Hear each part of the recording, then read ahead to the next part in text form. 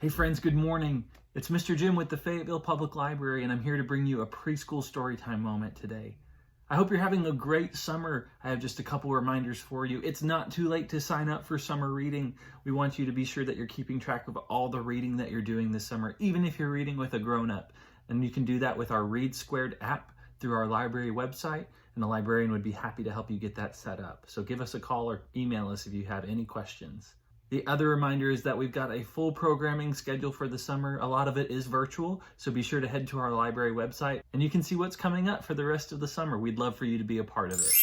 Let's sing a good morning song before we get started with our stories today. Mr. Jim's been learning sign language, so I'm going to use some signs in this song and you can do them with me. We're going to see how we're feeling today. When we start a story time, we sing hi, hello, and how are you? How are you? How are you? Hi, hello, and how are you? How are you today? Very good. Will you sing it one more time with me? Great. Hi, hello, and how are you? How are you? How are you? Hi, hello, and how are you? How are you today? Good job. Give yourself a round of applause. We are ready for our stories this morning.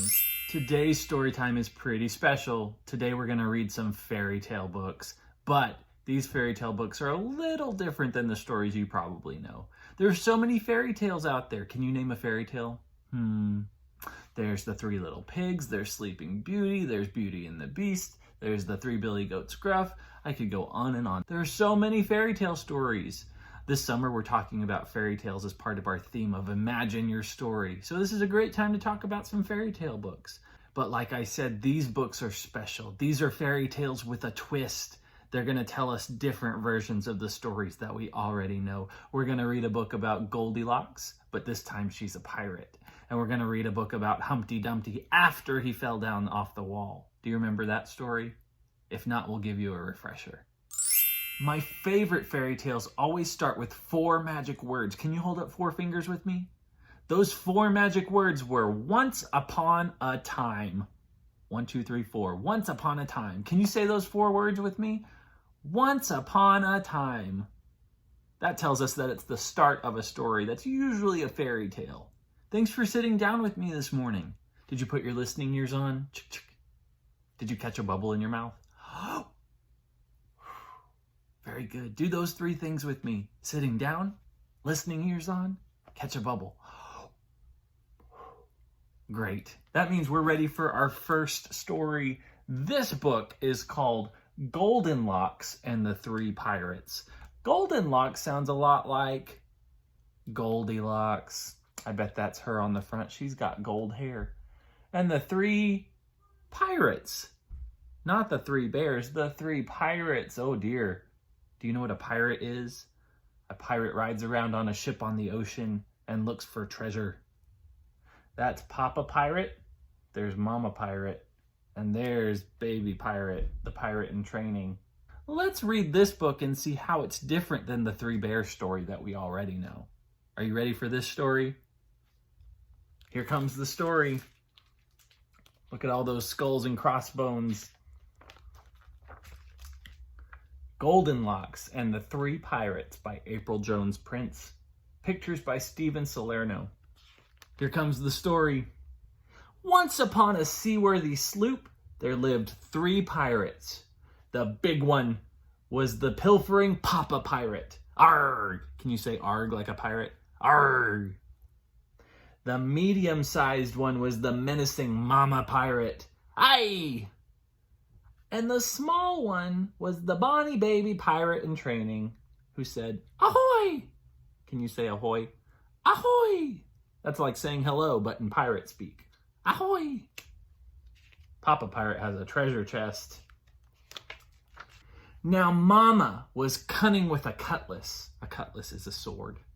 But puzzled by pots and pans. She was clever with a cannon. Cannons go boom. But not so helpful with a hammer and nails. And her sewing, well, it was atrocious.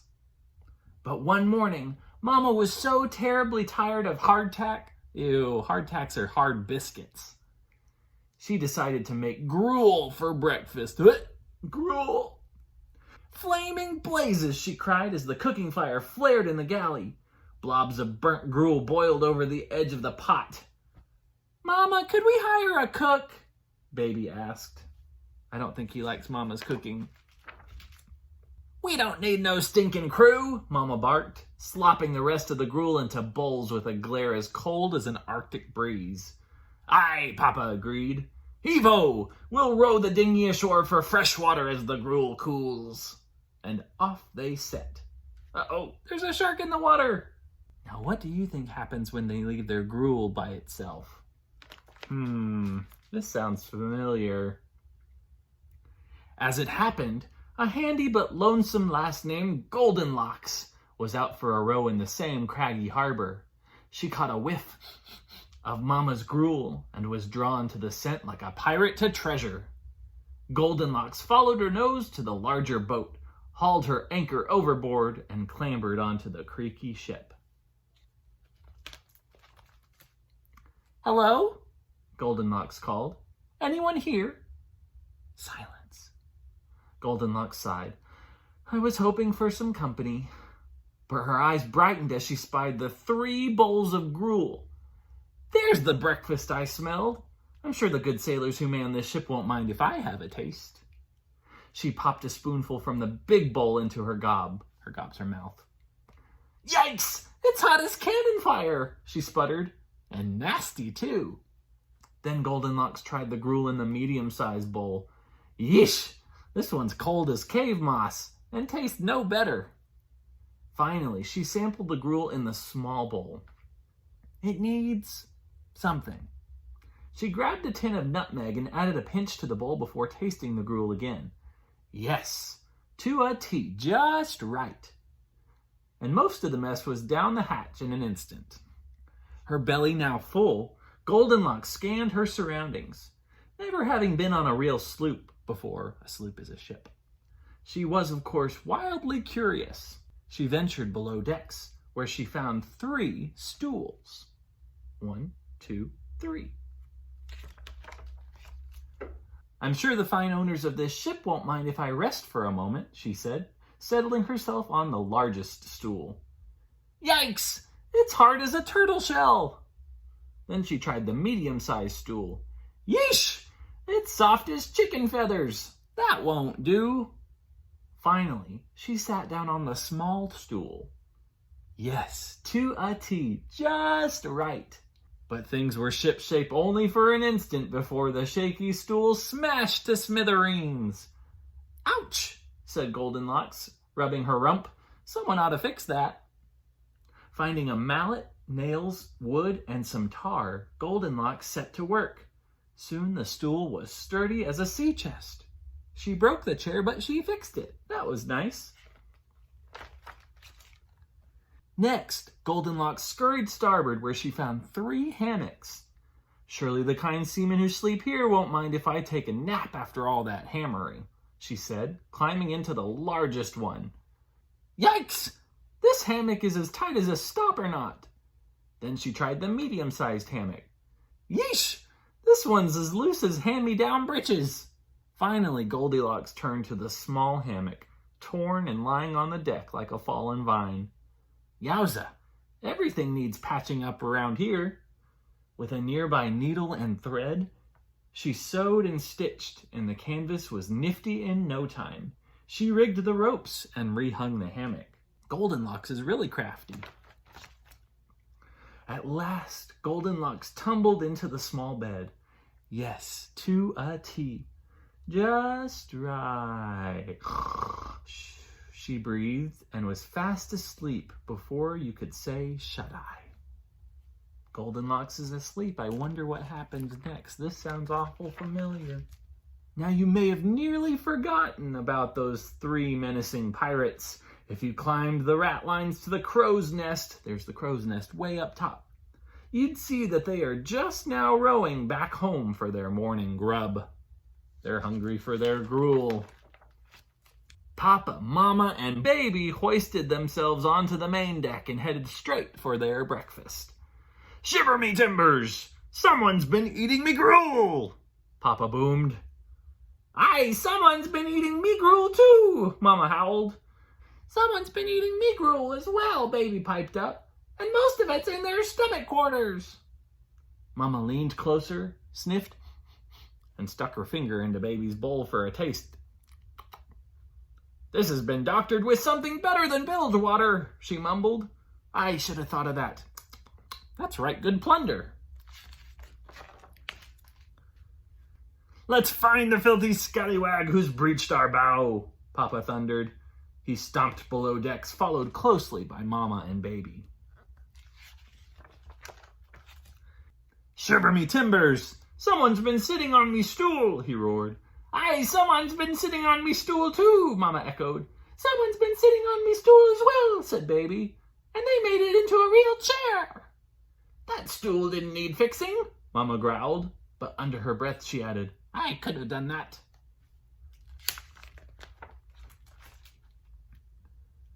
The rogue's nearby, Papa pressed. Me tattoo is tingling.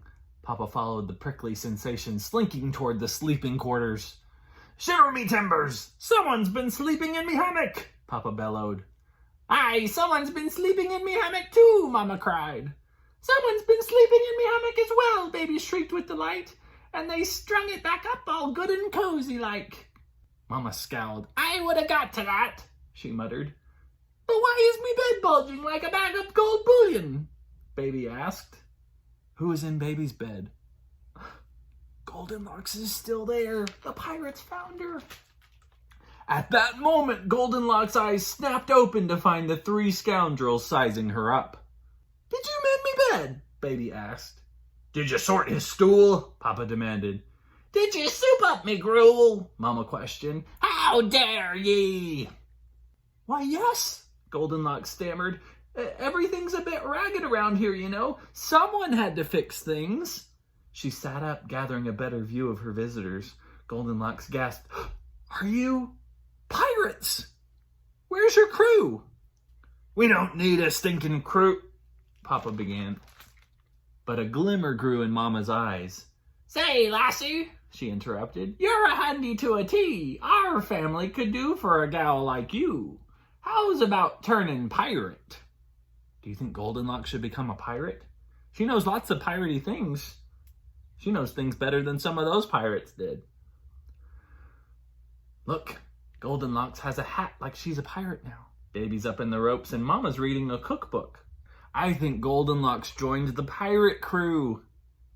Once upon a seaworthy sloop, there lived 4 pirates. Arrgh! 1, 2, 3, 4. Goldilocks is a pirate now. That's a little bit different than the story we know, isn't it? But guess what? We got to the end of the story, so we say the end. Thanks for listening to this book, Goldilocks and the 3 Pirates. Arrgh! Great listening to that book. That book had 3 pirates instead of 3 bears. It was a little different, wasn't it? But it was a really silly story. Let's sing a song about pirates. This song has a couple motions. Let's go over the motions before we sing together. Can you make your hand ride a wave like a ship on the ocean? We're gonna sail the seas, the 7 seas. Now scrub, scrub, scrub. Pretend you're washing everything like you're scrubbing the deck.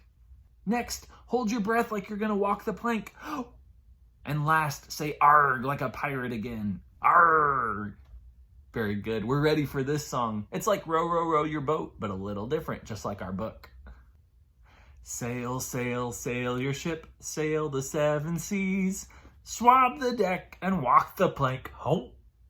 A pirate's life for me. Arrgh. Very good. Let's sing it one more time. Sail, sail, sail your ship, sail the 7 seas, swab the deck and walk the plank. Ho! A pirate's life for me. Arrgh! Good job. Give yourself a round of applause. That was really silly pretending to be a pirate. You make great pirate crew, though. Our next book is called After the Fall by Dan Santat. I love Dan Santat books. This book is about Humpty Dumpty. Do you know the story of Humpty Dumpty?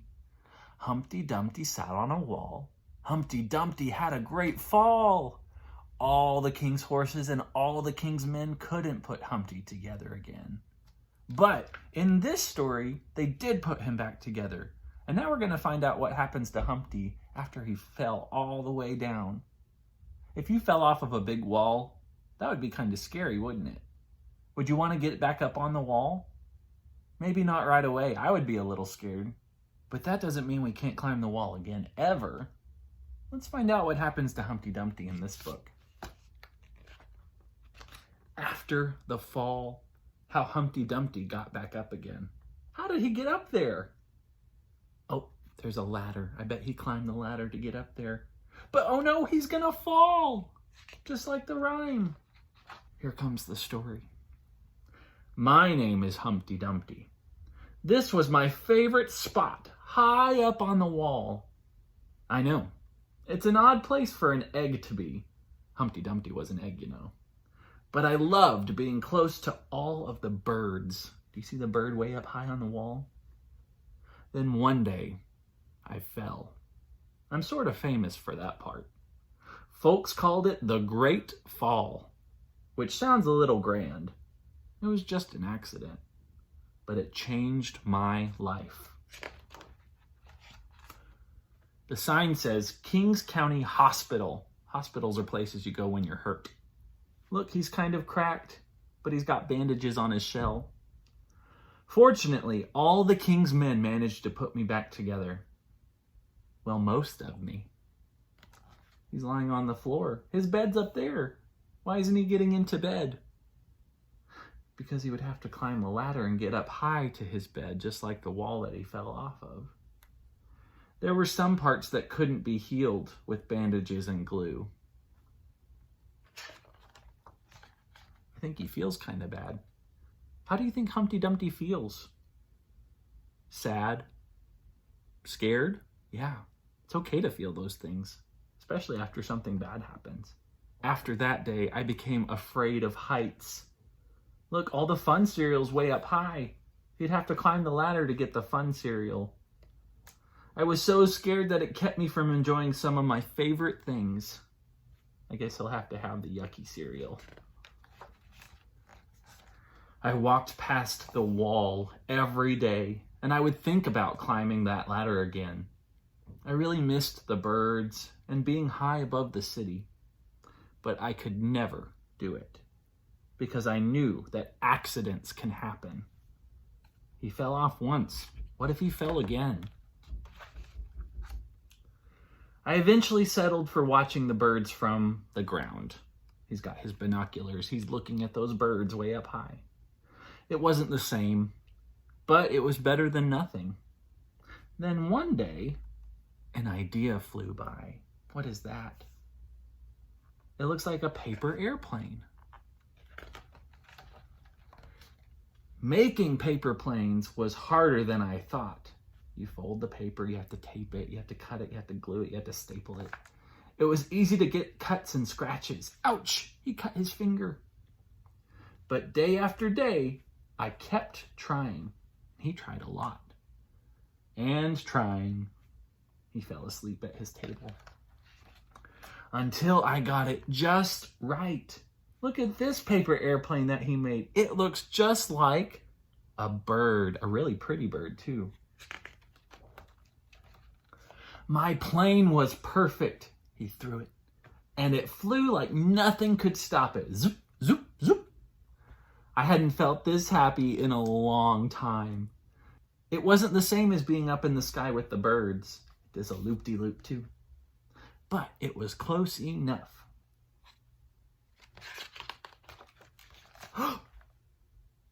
Unfortunately, accidents happen. What do you think happened? His plane's up at the top of the wall. They always do. How's he gonna get his plane from the top of the wall? I almost walked away again, but then I thought about all the time I'd spent working on my plane and all the other things that I'd missed out on. I decided that I was going to climb that wall. Can you pretend like you're climbing a wall, just like Humpty Dumpty? Hand over hand, foot after foot, one step at a time. But the higher I got, the more nervous I felt. I didn't want to admit it, but I was terrified. He's really scared because he already fell off the wall once. What if he falls again? I didn't look up and I didn't look down. I just kept climbing. Reach for the next rung. One step at a time. Until I was no longer afraid. He got to the top of the wall and he cheers. Hooray! He's up with the birds again. Maybe now you won't think of me as the egg who was famous for falling. What's happening? Crack, crack. His egg is cracking. Hopefully you'll remember me as the egg who got back up. There's feathers coming out of his eggshell. Crack, crack, crack. Whoosh. What are these? Wings. Who got back up and learned how to fly. What happened to Humpty Dumpty? He hatched out of his egg and turned into a big, beautiful bird that loves the sky and is not afraid of heights. Not anymore. There he goes. And there's the wall. Guess what, friends? That's the end of this story after the fall. Humpty Dumpty fell down, but then he got back up again. He was afraid for a little while, and that is okay. It's okay to feel that way. But then he faced his fears. He knew how to be safe, and he felt so much better. Thanks for listening to that story, friends. I love that book. All Dan Santat books, A+. In that picture book, we had to help Humpty Dumpty climb a ladder. So now we're gonna sing a silly old song that has a lot of up and down. Can you put your arms up? Put them up and put them down. Every time you hear the word up, I want you to put your arms up. And every time you hear the word down, we're gonna put them down, just like that. Let's sing this silly song together and let's see how fast we can go up or down. The grand old Duke of York, he had 10,000 men. He marched them up to the top of the hill and he marched them down again. And when you're up, you're up. And when you're down, you're down. And when you're only halfway up, you're neither up nor down. Good job. Let's try and go a little bit faster this time. The grand old Duke of York, he had 10,000 men. He marched them up to the top of the hill and he marched them down again. And when you're up, you're up. And when you're down, you're down. And when you're only halfway up, you're neither up nor down. Good job. It's really silly, so we're going to sing it one more time. Super mega lightning fast. Get ready. The grand old Duke of York, he had 10,000 men. He marched them up to the top of the hill and he marched them down again. And when you're up, you're up. And when you're down, you're down. And when you're only halfway up, you're neither up nor down. Woo! Good job. Give yourself a round of applause. That was really silly. Thanks for going up and down. Still testing you. Up, down. I hope you liked those fairy tale books that were a little different than the stories you already knew. Thanks so much for joining me for story time today. Parents, don't forget that books listened to in story time count for summer reading. So be sure to log on to Read Squared and log those books that we just listened to as part of your summer reading experience. Watch for another story time video tomorrow around 10 o'clock and we'll see you again next time. Let's sing a goodbye song before we go. Goodbye, goodbye, we'll see you soon. See you soon. See you soon. Goodbye, goodbye, we'll see you soon on another day. Let's sing it one more time. Goodbye, goodbye, we'll see you soon. See you soon. See you soon. Goodbye, goodbye, we'll see you soon on another day. Thanks so much, friends, for joining me today. Have a great day and happy summer reading. I'll see you next time. Bye.